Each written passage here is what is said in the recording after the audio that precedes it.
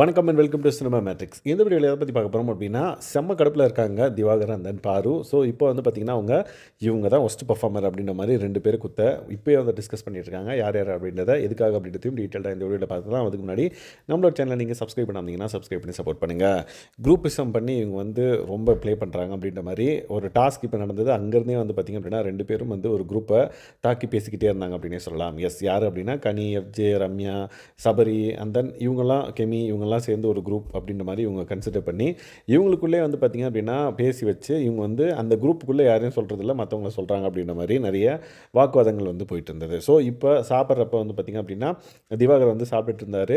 So Vinod பார்த்திங்க அப்படின்னா பாருவை பற்றி நிறைய விஷயங்கள் சொல்லிகிட்டு இருந்தான், உன்னை பற்றி சொல்லிட்டு இருந்தான். உடனே கனியக்கா பார்த்திங்கன்னா பேசாத அப்படின்ற மாதிரி சும்மா இரு அப்படின்ற மாதிரி சொன்னாங்க அப்படின்றத டிஸ்கஸ் பண்ணிகிட்டு இருக்காங்க.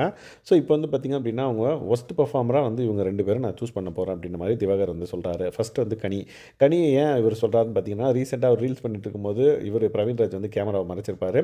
அப்போ பார்த்திங்கன்னா ஒரு வாக்குவாதம் ஏற்பட்டு லைக் பிரவீன்ராஜுக்கும் திவாகருக்கும் ஒரு பிரச்சனை நடக்கும். அப்போ திடீர்னு கனியக்கா பார்த்திங்க அப்படின்னா என்ன பிரச்சனை, இப்படிலாம் பண்ணாதீங்க, ட்ரெஸ்ஸை போடுங்க அப்படின்ற மாதிரி சொல்லியிருப்பாங்க. உடனே இவருக்கு டென்ஷன் ஆகிட்டு இருக்கும். ஸோ நடிக்கிறப்ப ஏதாவது ஒன்று சொன்னால் இவருக்கு ஓவராக ஹைப்பர் ஆகிடுறாரு. அப்போ கனியக்கா கேட்டவுடனே இவருக்கு பார்த்திங்கன்னா கனியக்கா இவங்கள நீங்கள் எதுவுமே தெரியாமல் நடுவில் இந்த மாதிரிலாம் பேசாதீங்க அப்படின்னு சொல்லிட்டு அப்போ ஒரு வாக்குவாதம் நடக்கும்.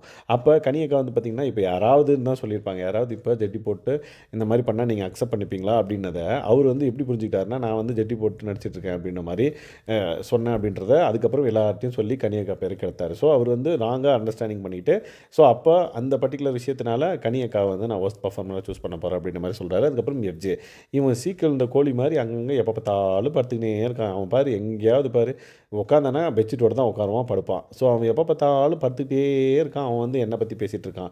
நான் எவ்வளோ சீன்ஸை ரீக்ரியேட் பண்ணுறேன், இது இந்த வேலை செய்கிறேன் அந்த வேலை செய்கிறேன், அவன் என்ன சின்ன வயசு தானே, அவன் என்ன இப்படி பண்ணிகிட்டு இருக்கான் அப்படின்ற மாதிரி எஃப்ஜே சொல்லி எஃப்ஜேவையும் நான் ஒஸ்ட் பர்ஃபார்மராக சூஸ் பண்ண போகிறேன் அப்படின்ற மாதிரி 2 பேரை சொல்கிறாங்க. உடனே பாரும் பார்த்திங்கன்னா ஆமாம் ஒஸ்ட் பர்ஃபார்மர் இவங்க தான் அப்படின்ற மாதிரி. ஸோ நாளைக்கு ஒஸ்ட் பர்ஃபார்மர் அப்படின்னு சொல்லிட்டு இவங்க 2 பேரையும் குத்த போகிறாங்க அப்படின்றத முன்னாடி டிஸ்கஸ் பண்ணிட்டாங்க. ஸோ இந்த மாதிரி நிறைய விஷயங்கள் பிக் பாஸ் வீட்டுக்குள்ள நடக்குது. அதை பற்றி நீங்கள் தெரிஞ்சுக்கணும் அப்படின்னா நம்மளோட சேனலை சப்ஸ்கிரைப் பண்ணாமல் சப்ஸ்கிரைப் பண்ணி சப்போர்ட் பண்ணுங்கள். தேங்க்ஸ் கைஸ், பாய்.